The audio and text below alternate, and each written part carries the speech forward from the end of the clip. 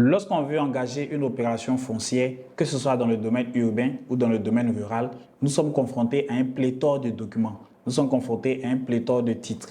Alors aujourd'hui, nous allons chercher à comprendre à quoi servent ces différents titres et à quel moment sont-ils délivrés. Bienvenue dans Foncier pour tous, conseil, sécurisation et investissement.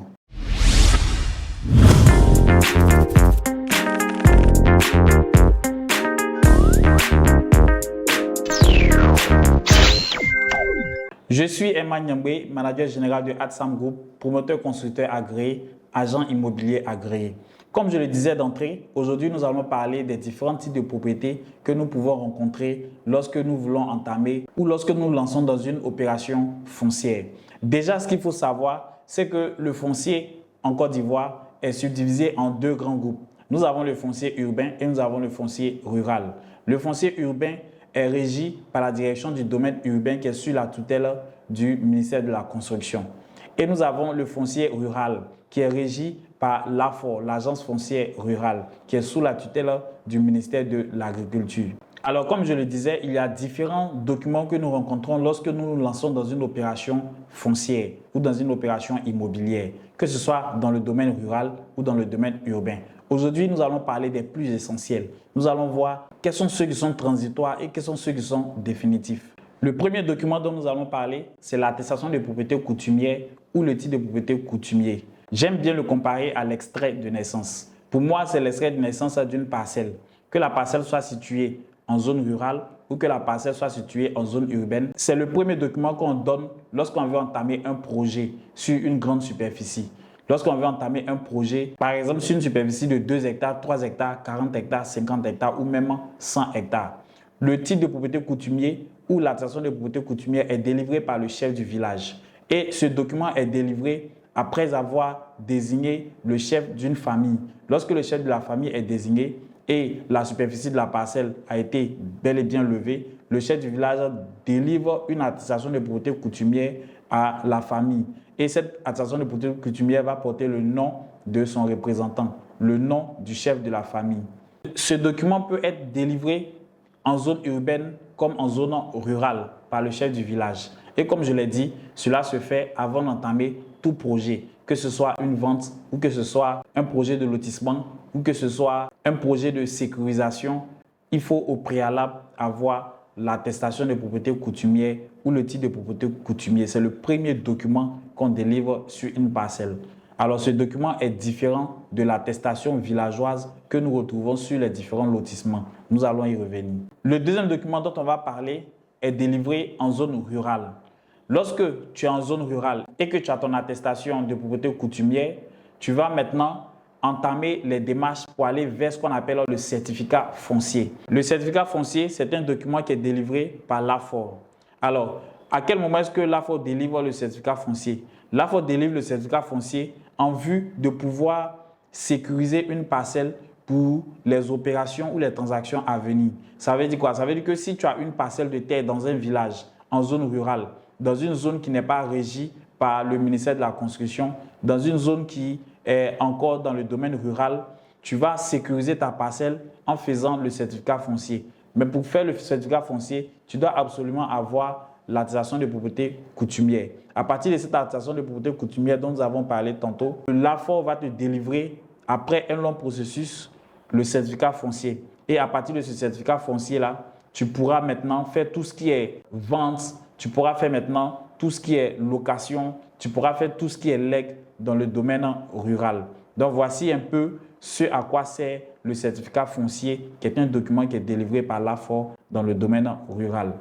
À partir du certificat foncier, nous allons partir vers un troisième document dont nous allons parler maintenant. Ce troisième document, c'est le titre foncier rural. Comme son nom l'indique, c'est un titre foncier mais qui est délivré dans le domaine rural. Le titre foncier rural est délivré à l'issue d'une immatriculation faite par les services du cadastre. En effet, lorsque tu as le certificat foncier, c'est les services du cadastre qui vont se charger maintenant d'immatriculer ta parcelle et de lui attribuer un numéro de titre foncier qui sera porté sur ton document qu'on va appeler le titre foncier rural. Ça, c'est le troisième document dont je voudrais vous parler. Et ce troisième document-là est délivré uniquement en zone rurale. Voici donc les trois différents types de propriétés que vous êtes susceptible de voir lorsque vous voulez mener une opération dans le domaine rural. Le premier, c'est l'attestation de propriété coutumière ou le titre de propriété coutumier qu'on voit aussi bien dans le domaine rural que dans le domaine urbain. Le deuxième, c'est le certificat foncier qu'on voit uniquement dans le domaine rural. Le certificat foncier va vous permettre de gérer tout ce qui est action ou transaction dans le domaine rural, que ce soit la location, que ce soit la vente totale ou la vente partielle, ou que ce soit la mise sous bail emphytéotique. Alors, ce document-là va vous permettre de gérer ces différentes transactions que je viens de citer en toute sécurité. Et le dernier document dont nous avons parlé, c'est le titre foncier rural. Ce titre foncier rural-là est un document juridique qui vient vous conférer la pleine propriété de votre parcelle, bien qu'étant dans le domaine rural. Et cette pleine propriété-là vous permet de jouir de votre parcelle comme vous le voulez et de pouvoir même la transmettre en héritage. Nous allons parler maintenant des différents documents qu'on peut retrouver lorsqu'on veut se lancer dans une opération ou dans une action dans le domaine urbain. Le premier document, c'est l'attestation villageoise. L'attestation villageoise est un document qui était délivré par le chef du village. C'est un document qui était délivré par l'autorité coutumière. Alors, il ne faut pas confondre l'attestation villageoise dont nous sommes en train de parler à l'attestation de propriété coutumière dont nous avons parlé tantôt. Les deux documents sont délivrés par le chef du village, mais le premier, lui, est délivré en début de projet pour les grandes superficies dans le domaine urbain, aussi bien que dans le domaine rural. Et ce document est délivré avant l'entame de tout projet foncier dans un village. L'attestation villageoise, par contre, est délivrée uniquement dans le domaine urbain, sur des lots qui sont issus de lotissements approuvés. Vous devez savoir que juridiquement, l'attestation villageoise ne vous confère pas la pleine propriété de la parcelle. Pour pouvoir avoir la pleine propriété de la parcelle, vous allez devoir entamer d'autres démarches afin d'avoir d'autres documents dont nous allons parler tout à l'heure. Le cinquième document dont nous allons parler maintenant, c'est l'attestation de droit d'usage coutumier, qu'on appelle généralement l'ADU. C'est un document qui est issu d'une nouvelle réforme. L'ADU vient en remplacement de l'attestation villageoise dont nous venons de parler. L'ADU sera issue des lotissements uniquement approuvés et désormais, elle sera délivrée par les services du ministère de la Construction, mais signée par les autorités coutumières. C'est-à-dire quoi? C'est-à-dire que désormais, sur la base du répertoire exhaustif des différents acquéreurs qu'il y a sur un projet de lotissement, le ministère de la Construction va délivrer des ADU. Et ces ADU seront signés par l'autorité coutumière, c'est-à-dire les chefs du village. Contrairement à l'attestation villageoise, l'ADU permettra de formaliser les droits fonciers des différents propriétaires dans les zones urbaines qui sont administrées par les autorités coutumières. Ce faisant, vous allez remarquer que, contrairement à l'attestation villageoise où la délivrance se faisait par les chefs du village, la signature également, désormais, l'ADU sera délivrée par le ministère de la Construction à partir du répertoire exhaustif des différents bénéficiaires qui lui sera fourni par l'opérateur. Mais c'est le chef du village qui va toujours porter sa signature sur l'ADU. Voici un peu la différence entre l'attestation villageoise qu'on a connue dans le temps et la nouvelle ADU qui est issue de la dernière réforme. Vous allez constater qu'il y aura un seul document qui sera uniforme.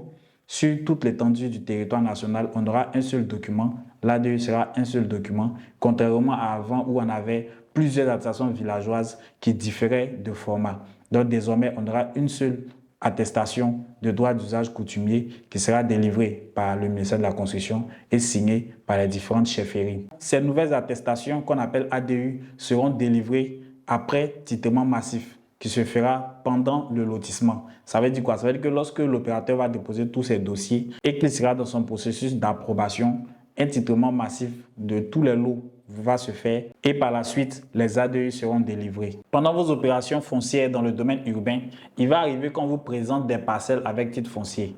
De quoi s'agit-il? En réalité, le titre foncier, c'est un numéro qui est créé par la Direction générale des impôts via ses services du cadastre qui permet d'identifier votre parcelle. Et cette identification va se faire par le biais d'un numéro de titre foncier qui commence par TF. Ce numéro de titre foncier sera inscrit sur un document produit par la Direction générale des impôts. Et ce document va vous conférer des droits pleins et entiers sur la parcelle, ce qui va vous permettre de jouir pleinement et entièrement de vos droits en tant que propriétaire sur la parcelle, y compris le droit de vendre, de louer ou même de transmettre en héritage. À partir de ce sixième élément que nous venons de voir, qui est le titre foncier, nous allons aboutir à un autre qui est beaucoup plus connu. C'est l'ACD, l'arrêté de concession définitif. L'arrêté de concession définitif est un document qui est produit par le ministère de la Construction. C'est un arrêté qui est pris par le ministère de la Construction sous la base du titre foncier qui a été créé par la Direction générale des impôts via ses services du cadastre. Alors, l'ACD signifie quoi? L'ACD, c'est l'arrêté de concession définitive. Ça veut dire que l'État de Côte d'Ivoire vous concède définitivement la parcelle de terre. Vous êtes pleinement propriétaire de cette parcelle-là. Et vous avez un document officiel délivré par l'administration publique qui vous confère un droit de propriété définitif sur la parcelle en question. Alors, détenir l'ACD, c'est la forme la plus sûre de propriété foncière en zone urbaine. On ne va pas s'arrêter là. Lorsqu'on a l'ACD, on a un autre document qui suit. C'est le certificat de propriété foncière. C'est ce document-là même qui vient pour certifier que vous êtes le propriétaire de la parcelle. Le premier document qui est l'ACD, lui, c'est un arrêté qui vous concède la propriété définitive. Le second, c'est un document qui certifie que vous êtes le propriétaire de cette parcelle. Vous devez savoir que le certificat de propriété foncière a les mêmes prérogatives, les mêmes forces que l'ACD. Et ces deux documents ne s'octroient qu'une seule fois. Si vous attribuez votre parcelle à une autre personne, si vous vendez la parcelle ou si vous la cédez en héritage, le nouvel acquéreur n'aura pas l'ACD. Il n'aura pas non plus le certificat de propriété foncière, mais il aura le dernier document dont on va parler, qui est le certificat de mutation de propriété foncière. Ça veut simplement dire que la propriété qui vous avait été certifiée a été mutée au nom d'une autre personne. La propriété que vous aviez sur votre parcelle a été transférée, voire mutée à un nouveau propriétaire. Voici ce que signifie le CMPF, le certificat de mutation de propriété foncière. Ces trois documents-là ont les mêmes valeurs. Seulement que quand tu as l'ACD et que tu vends ta parcelle ou que tu la cèdes à une autre personne, la dernière personne qui reçoit le document ne va pas faire aussi un ACD puisque c'est un arrêté de concession définitif. Il se délivre qu'une seule fois. Cette personne aura plutôt le certificat de mutation de propriété foncière qui lui garantit que toutes les dispositions ont été prises par la conservation foncière afin de lui transférer la propriété du bien immobilier, que ce soit un lot, un terrain ou une grande superficie. Alors voici donc les différents documents auxquels vous aurez affaire lorsque vous allez vous lancer dans vos opérations foncières, que ce soit dans le domaine rural ou que ce soit dans le domaine urbain. Dans le domaine rural, nous avons parlé du titre de propriété coutumier ou de l'attestation de propriété coutumière.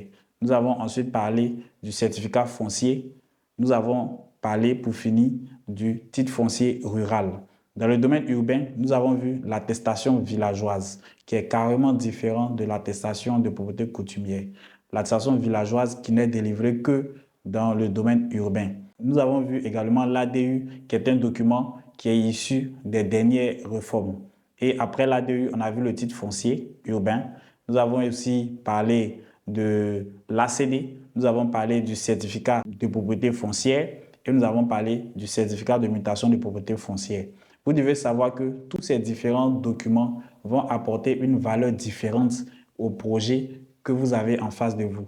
Si vous avez un terrain qui a seulement l'attestation villageoise, ce terrain-là n'aura pas la même valeur qu'un terrain qui a l'attestation villageoise et le titre foncier ou un terrain qui a l'ACD. Vous devez comprendre que chaque document va vous emmener à un investissement différent. Vous devez comprendre également que le niveau de sécurisation va différer d'un document à un autre.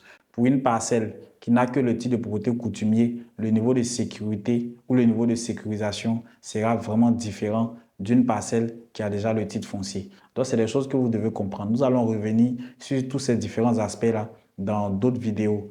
Si vous êtes confronté à une difficulté dans la sécurisation de vos différentes parcelles de terre, vous avez un document, vous ne comprenez pas, vous voulez plus d'explications, vous n'avez qu'à renseigner le lien qui est dans la description et nous allons vous donner toutes les informations qu'il faut. Si vous avez besoin également d'accompagnement ou de suivi pour pouvoir sécuriser de façon administrative vos différents terrains, pour faire le certificat foncier, le titre foncier rural, ou encore l'ACD ou encore le CMPF, n'hésitez pas à nous contacter et nous allons vous prendre en charge. Sur ce, je vous dis à très bientôt et on se donne rendez-vous pour jeudi prochain avec une autre émission sur un sujet encore plus palpitant qui concerne le foncier. À très bientôt.